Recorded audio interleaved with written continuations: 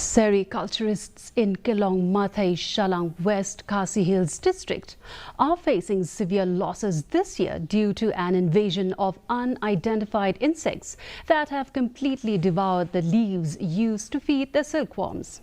The insects have primarily targeted the leaves along with other plants, causing significant distress to farmers who rely on silkworm farming for their livelihood. The affected farmers have appealed to the government for an immediate inspection of the situation and urgent assistance to help them recover from the damage.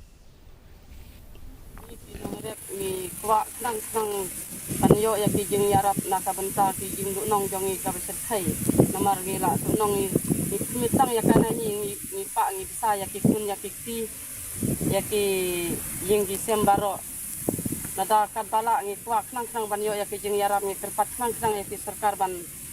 yarap ya kane ka jing dunong jongi ka besar kai